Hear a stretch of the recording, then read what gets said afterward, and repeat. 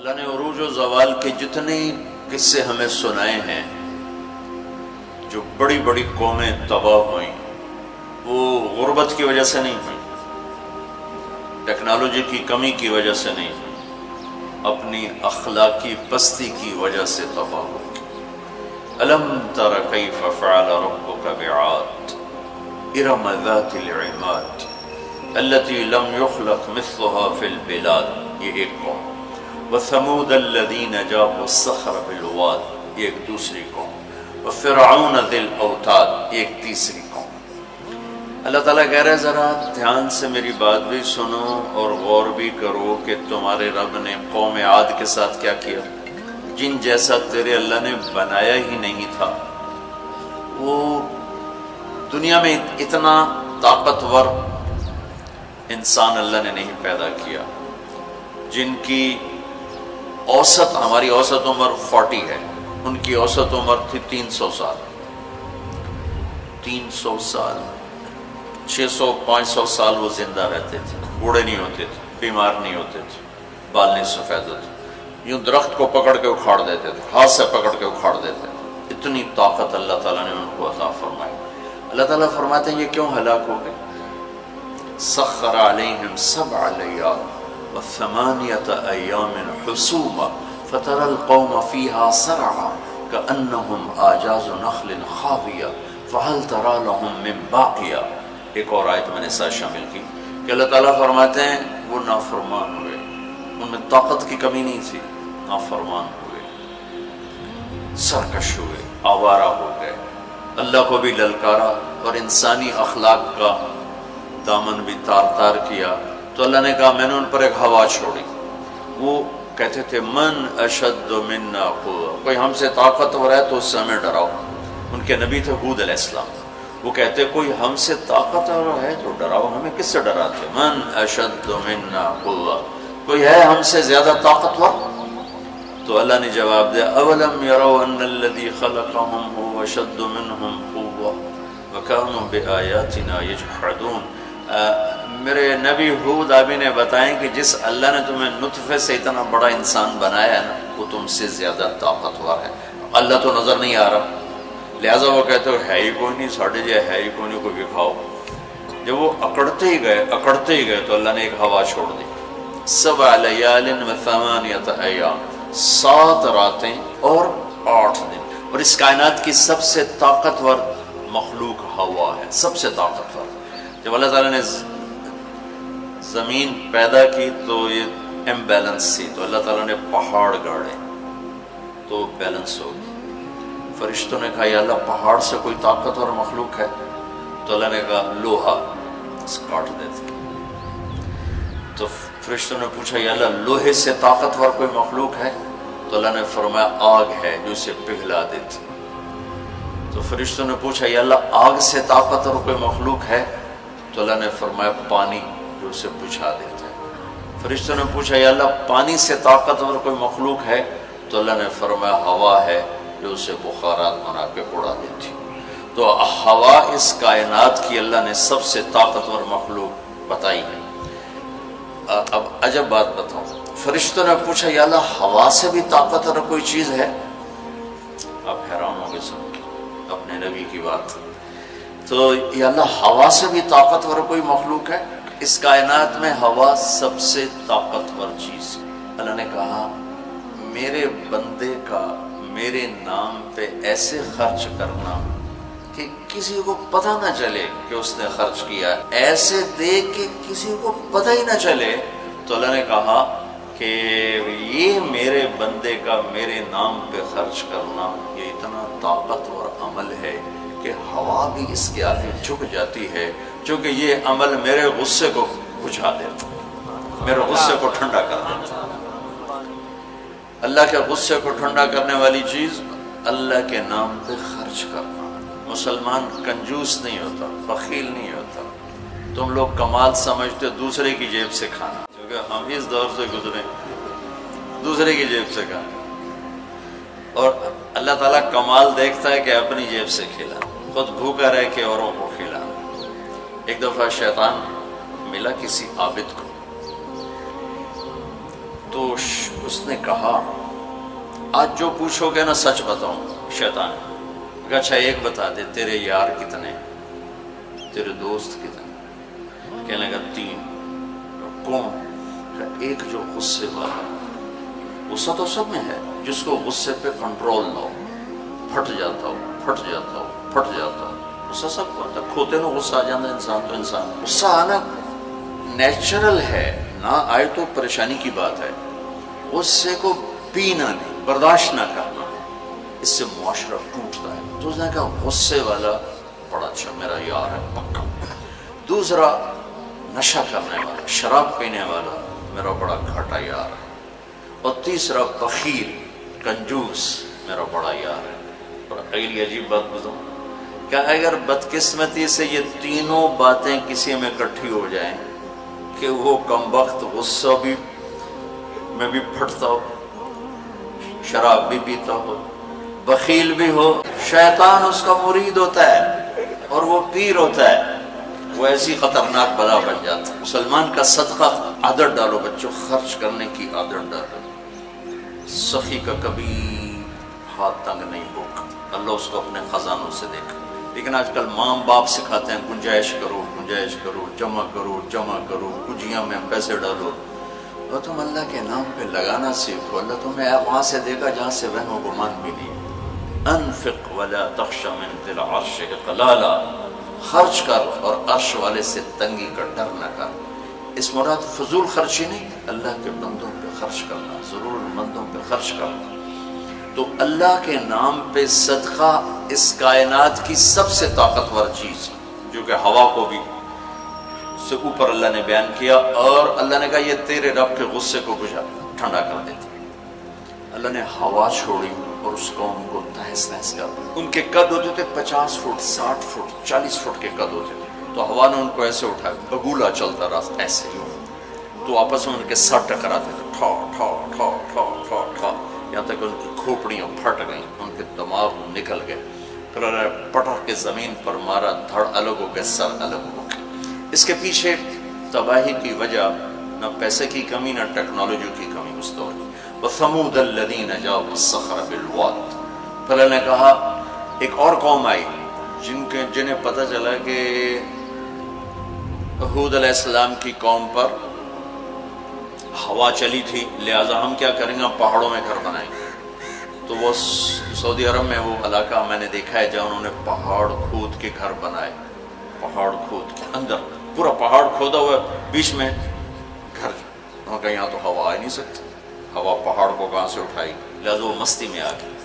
وَثَمُودَ الَّذِينَ جَابُوا الصَّخْرَ بِالْوَادِ, پھر وہ للکارنے لگے لیا ہوا لیا ہوا.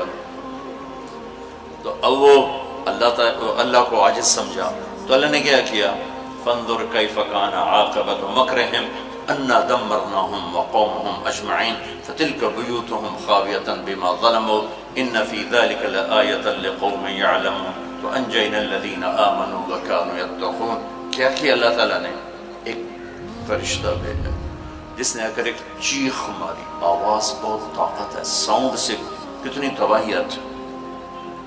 اس نے ایک چیخ ماری, ان کے کلیجے سب کے پھٹ گئے, چہرے ان کے نیلے پڑ گئے, اور وہ ایک دن میں سارے اللہ تعالیٰ نے مٹی کا ڈھیر بنایا, انہیں دفن کرنے والا کوئی نہ بچا. یہ کیسے تباہ ہوئے؟ ان کی تباہی کے پیچھے نہ ٹیکنالوجی کی کمی ہے نہ طاقت کی کمی. ایک تیسری قوم, وَفِرْعَوْنَ ذِي الْأَوْتَادِ, فرعون جو اس زمانے کا اتنا بڑا بادشاہ تھا کہ انسانی تاریخ میں صرف ایک انسان پیدا ہوا ہے جس نے کہا میں رب ہوں. یہ بات دنیا میں کسی نے نہیں کی. سجدہ تو مسلمان بادشاہ بھی کرواتے تھے, یہ مغلوں کو سجدے ہوتے تھے, یہ ہمارے مغلیہ بادشاہ تھے, اورنگزیب نے آ کر اسے ختم کیا. تو سجدے تو مسلمان بادشاہوں کو بھی ہوتے رہے اور کافروں کو بھی ہوتے رہے, لیکن میں ہی رب ہوں یہ بات ایک انسان نے کی, وہ ہے فرعون. فَقُلْ هَلْ لَكَ إِلَىٰ أَن تَزَكَّىٰ وَأَهْدِيَكَ إِلَىٰ رَبِّكَ فَتَخْشَىٰ فَأَرَاهُ الْآيَةَ الْكُبْرَىٰ فَكَذَّبَ وَعَصَىٰ ثُمَّ أَدْبَرَ يَسْعَىٰ فَحَشَرَ فَنَادَىٰ فَقَالَ أَنَا رَبُّكُمُ الْأَعْلَىٰ. اللہ اکبر. کہنے لگا میں سب سے بڑا رب ہوں. یہ صرف ایک انسان کا دعویٰ. کتنی اللہ نے اس کو طاقت بخشی. بچے ذبح ہو رہے ہیں، کوئی اف نہیں کر سکتا، اف نہیں کر سکتا، کوئی جلوس نہیں نکال سکتا۔ بچہ پیدا ہوتا ہے ذبح کیا جا رہا، پیدا ہوتا ہے ذبح، بچیاں چھوڑی جا رہی، بچے ذبح کیا۔ نقتل ابناءهم ونستحيي نساءهم وإنا فوقهم قاهرون، سارا قرآن سے آپ کو بتا رہا ہوں۔ تو وہ اس زمانے کی سب سے بڑی ٹیکنالوجی، سب سے بڑی طاقت، یہاں کیا زوال ہے؟ اخلاقی پستی۔ سمود میں کیا زوال ہے؟ اخلاقی پستی۔ عاد میں کیا زوال ہے؟ اخلاقی پستی۔ کسی قوم کا سب سے بڑا سرمایہ اس کے اخلاق ہوتے ہیں۔ ٹیکنالوجی ثانوی چیز ہے، سونے چاندی کی کانیں، تیل کے خزانے، یہ دوسرے نمبر کی چیز ہے۔ سب سے پہلا سرمایہ وہ آپ میری جو نسل ہو، وہ آپ کے عالی اخلاق، آپ کا اچھا کردار، آپ کی حیا والی زندگی، آپ کی کردار والی زندگی، یہ میرے ملک کا سب سے بڑا سرمایہ ہے۔ اگر میری نسل کے اخلاق بگڑ گئے، حیا کی چادر تار تار ہو گئی اور ناشگانہ زندگی میں داخل ہو گیا اور وہ ثقافت بن گئی، تہذیب بن گئی، تو اس قوم کے ہلاک ہونے کو کوئی نہیں بچا سکتا کہ آسمان والے کا فیصلہ اترتا ہے۔ جب آسمان والا فیصلہ کرتا ہے تو زمین کی ٹیکنالوجی اسے بچا نہیں سکتی۔ فرعون نے بھی کہا قومن فاتنا بما تعدنا ان کنت من الصادقین، نوح علیہ السلام کی قوم نے کہا نوح علیہ السلام سے، لاؤ کدھر ہے تیرے رب کا عذاب، فاتنا لے کے آؤ، کدھر ہے تیرے رب کا عذاب، انما یاتیکم بہ اللہ ان شاء وما انتم بمعجزین، اللہ جب لائے گا تو پھر تم کچھ کر نہیں سکو گے۔ ایک تندور سے پانی نکالا اور ساری نسل کو اللہ نے پانی میں بہا دیا، ساری نسل۔ تو میں آپ کے سامنے اپنی بات کو مدلل کر رہا ہوں قرآن پاک سے کہ قوموں کے زوال اور عروج کا تعلق ٹیکنالوجی سے تھوڑا ہے اور اخلاقیات سے زیادہ ہے۔ اخلاقی پستی کسی بھی قوم کے زوال کا سب سے بڑا سبب ہے، اخلاقی بلندی کسی بھی قوم کے عروج کا سب سے بڑا سبب ہے۔ فرعون نے بچے ذبح کیے، بچیوں کو چھوڑا، عبرت کا نشان بنا دیا لوگ۔ سولی سب سے پہلے اس نے ایجاد کی، اور پھر میرے رب نے فَأَخَذْنَاهُ وَجُنُودَهُ فَنَبَذْنَاهُمْ فِي الْيَمِّ، آگے سمندر، پیچھے فرعون، بیچ میں موسیٰ علیہ السلام کی قوم، تو کہنے لگے مروا دیا موسیٰ، مروا دیا۔ اب تو آگے سمندر پیچھے فرعون، اگے جاؤ تو پانی پچھو تو فرعون دا سوٹا ان کی دے جا تو موسیٰ علیہ السلام نے کہا کلا، ڈرو نہیں، ان معی ربی۔ آپ کو عجب تقابل کر کے دکھاؤں، موسیٰ علیہ السلام 40 سال رہے اپنے قوم کے ساتھ، 2 نبی، ایک موسیٰ ایک ہارون، اور اپنا سب کچھ قربان کیا۔ جب آگے سمندر دیکھا، پیچھے فرعون دیکھا، تو انہیں نہ موسیٰ یاد رہے نہ ہارون یاد رہے، انہیں اپنے پڑ گئے، انا لمدرکون، موسیٰ مروا دیتے سن، یا آپ ہمارے رسول ہیں، آپ ہمارے نبی، آپ کا کیا بنے گا، کوئی فکر نہیں، ہارون کا کیا، سانو اپنی پہ گئے، ان مروا دیا تو انہیں موسیٰ، تو انہوں نے کہا کلا ان معی ربی سیہدین، ہرگز نہیں، میرا اللہ میرے ساتھ ہے، مجھے راستہ دکھائے گا۔ لیکن کلا میں ایک اشارہ ہے کہ تمہیں مرنا ہی چاہیے، یا تمہیں فرعون مارے یا تمہیں پانی مارے، لیکن چونکہ میرا اللہ میرے ساتھ ہے تو انشاءاللہ مجھے راستہ ملے گا، تمہیں بھی مل جائے گا، میری تو فعل تمہیں بھی مل جائے گا۔ تو جب وہ بالکل قریب آ گیا تو اللہ نے کہا فضرب بعصاک البحر، لاٹھی مار۔ لاٹھی اللہ نے فرعون کے لشکر پہ نہیں مروائی، عجیب بات، کہ پانی پہ لاٹھی مار، بالکل عقل کے خلاف، پانی پہ لاٹھی مار۔ موسیٰ علیہ السلام نے یہ نہیں پوچھا یا اللہ اب پانی تے سوٹے مارن دا کی مطلب، فرعون دے سرج مروا، کہا نہیں ادھر مار۔ فانفلق البحر فکان کل فرق کالطود العظیم، میرے رب کی قدرت کہ ایک دم اس لاٹھی سے ٹھوٹے مارتا سمندر 12 راستوں میں تبدیل ہو گیا، اور سارا پانی ایسے سیمنٹ کی دیوار بن کے کھڑا ہو، ایسے کوئی جنبش نہیں، اور 12 قبیلے تھے، 12، تو ہر قبیلہ ایک راستے پہ پانی میں انٹر ہو گیا، تو بڑی بڑی دیواریں۔ اب ان کو پریشانی شروع ہو گئی کہ پتہ نہیں نال دیں کی حال ہے، تو اللہ تعالیٰ نے پانی کو ٹرانسپیرنٹ کر دیا، یا پہلے ہوتا ہے لیکن نظر نہیں آتا نا، تھک ہو، تو اللہ تعالیٰ نے دکھانا شروع کر دیا، وہ جا رہا ہے، وہ جا رہا ہے، وہ جا رہا ہے، سب جا رہے ہیں، جا رہے ہیں، جا رہے ہیں، سب پار نکل گئے، تو فرعون کنارے پر آ گیا، انٹر ہوا، اس کے ساتھ اس کا لشکر انٹر ہوا، تو اللہ نے پانی کو حکم دیا تو پانی دوبارہ حرکت میں آیا اور سارا لشکر اس کے اندر ڈوبا، غرق ہوا۔ کہنے لگے ہمیں اعتبار نہیں، دکھاؤ واقعی مر گیا ہے۔ پانی کی موج نے اٹھایا اور باہر پھینک دیا۔ موت کو دیکھ کے نبی بھول گیا 40 سال جنہوں نے محنت کی۔ ہمارے نبی ہجرت کے لیے گھر سے نکلے جمعہ کی رات 27 صفر، نبوت کا 14واں سال اور جمعہ کی رات تھی۔ تو ابو بکر رضی اللہ تعالیٰ عنہ نے عرض کی یا رسول اللہ میں نے ایک غار ڈھونڈا ہوا ہے، وہاں چل کے چھپتے ہیں، پھر جب ہماری طلب کوئی مدھم ہو جائے گی پھر ہم نکلیں گے۔ چلو اب کبھی آگے چلیں کبھی پیچھے، کبھی ہمارے نبی کے آگے ہوں کبھی پیچھے ہوں، کبھی آگے ہوں کبھی پیچھے ہوں۔ تو آپ نے فرمایا کہ ابو بکر یہ کیا کرو، کبھی آگے کبھی پیچھے، کبھی آگے کبھی پیچھے۔ تو کہنے لگے یا رسول اللہ اخاف الرصد فامشی امامک واخاف الطلب فامشی خلفک۔ یا رسول اللہ جب مجھے یہ خیال آتا ہے کہ آگے کوئی دشمن چھپا ہوا وار نہ کر دے تو میں آگے چلتا ہوں کہ وار میرے اوپر پڑے آپ پہ نہ پڑے، اور جب مجھے خیال آتا ہے کہ پیچھے سے آ کے حملہ نہ کر دے تو میں بھاگ کے پیچھے ہو جاتا ہوں کہ اگر کوئی وار کرے تو میرے اوپر آئے آپ پر نہ آئے۔ انا لمدرکون، ابو بکر کا عمل اور بنی اسرائیل کا عمل آپ فرق دیکھ رہے ہو۔ اگلے دن اچھا ہمارے نبی پنجوں پہ چل رہے تھے، پنجوں پہ، پورا پاؤں نہیں کہ اس زمانے میں کھوجی، جب تک کچی سڑکیں تھی یہ علم تھا، خود ہمارے گاؤں میں کھوجی تھے، کچی سڑکوں پہ پاؤں کے نشان پر چلتے چلتے سینکڑوں میل چلے جاتے تھے۔ ہمارے دادا کے اونٹ چوری ہوئے ڈیرہ غازی خان، چوری ہونا کوئی بڑی بات نہیں تھی، بےزتی سمجھی جاتی تھی اس زمانے میں، فلانے سردار دی چوری ہو گئی۔ تو وہ کھوجی کو لے کر چلے میاں چنو کے پاس ہمارا گاؤں ہے، وہاں سے چلتے چلتے دیرہ غازی خان سے چوٹی پہنچے، پاؤں کا نشان دیکھتے دیکھتے، اور وہاں سے اپنے اونٹ لے کر واپس آئے۔ تو میرے نبی پنجوں پر چل رہے تھے کہ قدم کا نشان نہ پڑے، لہذا جب آپ پہاڑ کے قریب پہنچے، وہ سیدھا پہاڑ ہے بالکل غار ثور ایسے، جب آپ چڑھنے لگے تو انگلیاں اتنی درد کرنے لگیں کہ آپ سے چڑھا نہیں گیا۔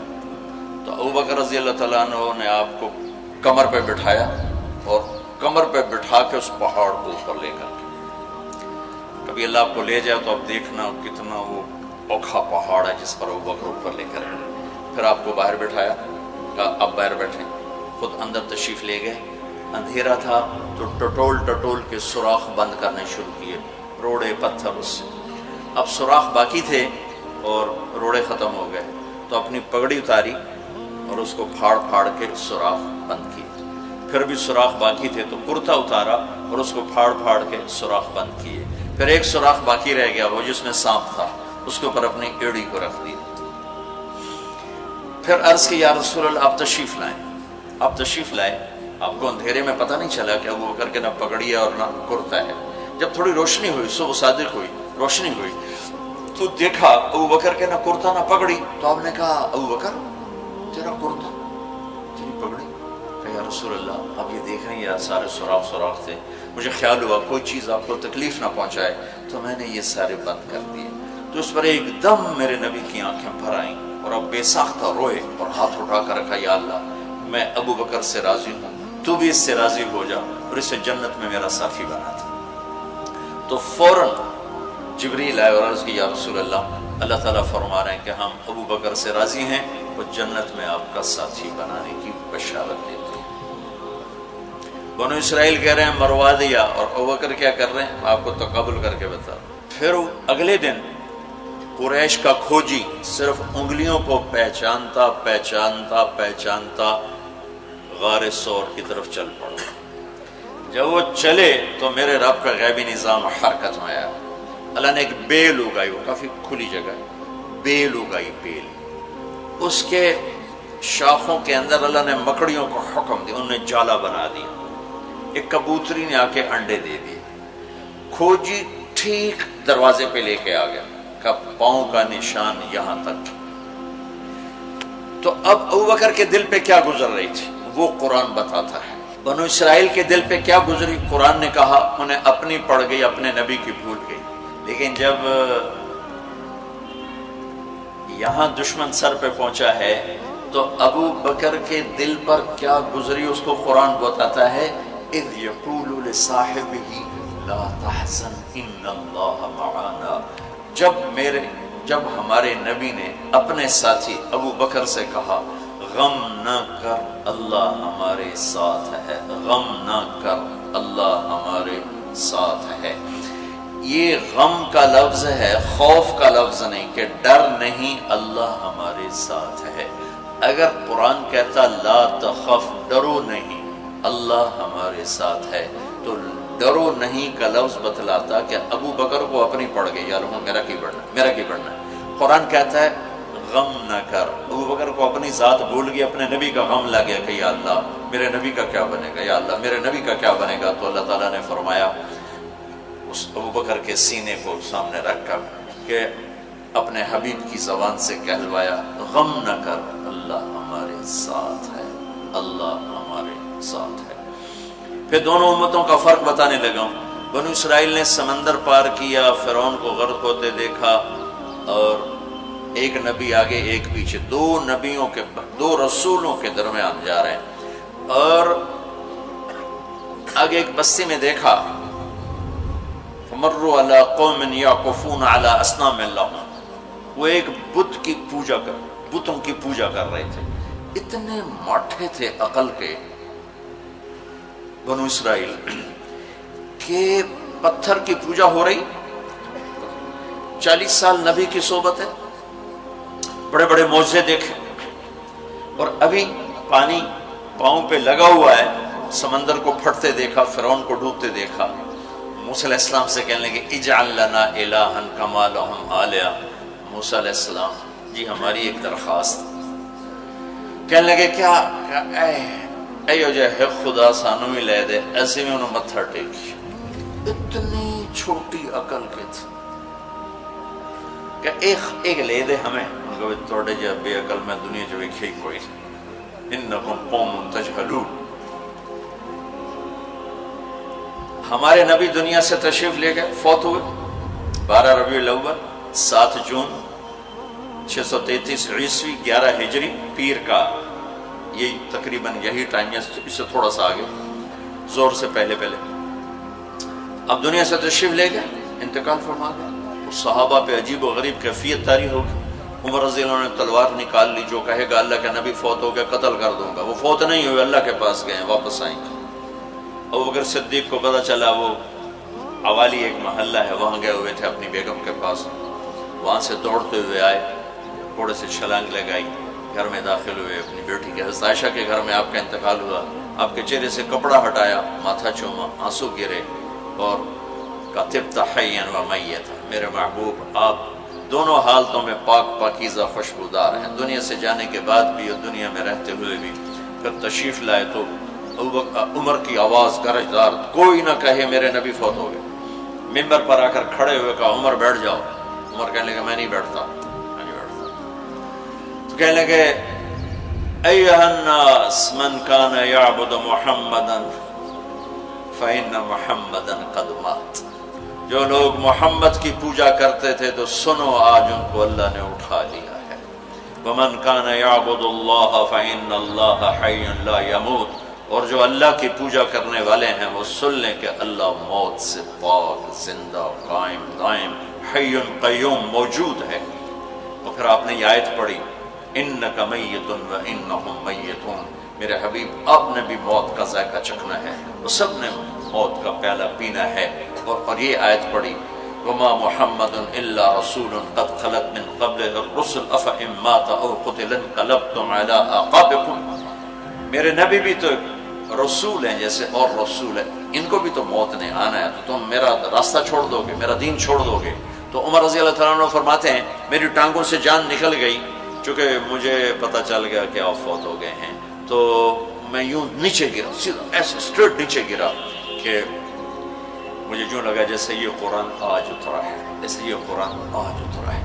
تو ابوبکر صدیق رضی اللہ تعالیٰ عنہ صحابہ کا ایمان اور بنو اسرائیل کا ایمان اب تقابل، دو نبیوں کی موجودگی میں اتنے بڑے معجزے دیکھ کر ایک پتھر کا بت دے ہم بھی اس کو سجدہ کریں، اور یہاں میرے نبی دنیا سے جا چکے ہیں، اور ابو بکر صدیق اعلان کرتے ہیں کہ اللہ زندہ ہے، موت سے پاک ہے، اور میرے نبی کو اللہ نے بلا لیا جیسے ہر نبی کو بلایا، میرے نبی کو بھی بلا لیا ہے۔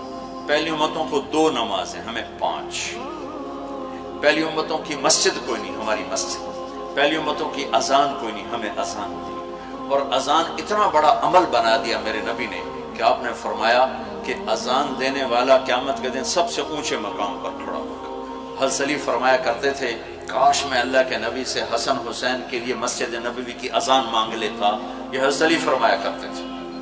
اور جنگ قادسیہ میں مؤذن زخمی ہو گیا تو اذان دینے کے شوق میں سردار آپس میں الجھ گئے، ایک کہتا میں دوں گا، ایک کہتا میں دوں گا، پھر قرعہ اندازی ہوئی، جس کا نام نکلا اس نے اذان دی۔ حضرت عمر فرمایا کرتے تھے اگر میں امیر المومنین نہ ہوتا، اگر میں خلیفہ وقت نہ ہوتا تو میں مسجد نبوی کا مؤذن بننا پسند کرتا۔ کسی کو اذان نہیں ملی، ہمیں اذان۔ پہلا مؤذن بلال بنا، پہلے مؤذن اللہ نے بلال کو یہ عزت عطا فرمائی۔ دنیا میں یہ ہے اور آخرت میں یہ ہے کہ میرے نبی نے فرمایا کہ جب جنت میں جانے کا وقت آئے گا تو جنت کی میرے لیے سواری لائی جائے گی، میں اس سواری پہ بیٹھوں گا تو اس کی جو وہ رسی ہوگی وہ ایسے نیچے گر جائے گی، نیچے گرے گی۔ اس رسی کے یعنی اس کی جو لگام ہوتی ہے وہ نیچے گرنے کا مطلب ہے یہ ایسے نیچے گر گئی۔ اب نیچے گرنے کا مطلب ہے کہ اس کی ڈرائیونگ میرے نبی نے نہیں کرنی، کوئی آنے والا ہے، کوئی ڈرائیور آنے والا ہے جو رسی پکڑ کے چلے گا، کوئی کوچوان آنے والا ہے جو اس کو پکڑ کے چلے گا۔ رسی کا گرنا ایک انڈیکیشن ہے کہ کوئی نصیب والا اب آئے گا۔ جب آپ کی سواری کھڑی ہوگی، رسی نیچے ہے، تو اب سب کی گردنیں ایسے ہوں گی، کون کون، سب قیاس کر دیں کون کون کون۔ اللہ کی طرف سے اعلان ہوگا بلال کو بلایا جائے، بلال بلال۔ تو بلال آپ کی سواری کی لگام پکڑیں گے اور آپ نے فرمایا کہ سب سے پہلے میں جنت میں جاؤں گا وہ بلال میرے ساتھ ہوگا، میری سواری کی لگام پکڑ ہو جائے گا۔ تو ہمیں اذان ملی، کسی امت کو اذان نہیں ملی۔ ہمیں 5 نمازیں ملی، کسی امت کو نمازیں 2 نمازیں، ایک فجر کی 2 رکعت، عصر کی 2 رکعت۔ باجماعت نہیں، ان کو اپنی کتاب یاد نہیں، ہمیں قرآن یاد ہے۔ میرے مدرسے میں ایک بچہ اب ماشاءاللہ امریکہ میں وہ پڑھا رہا ہے، اس نے 30 دن میں قرآن یاد کیا۔ صبح یاد کرتا تھا، شام کو تراویح میں سناتا تھا۔ میرے مدرسے کا بچہ صبح بیٹھ کے مغرب تک پورا سپارہ یاد کر کے اور عشاء کو تراویح میں سنا دیتا تھا۔ اللہ نے میں ایسا قرآن دے دیا کہ 1 مہینے میں بھی یاد ہو جاتا ہے۔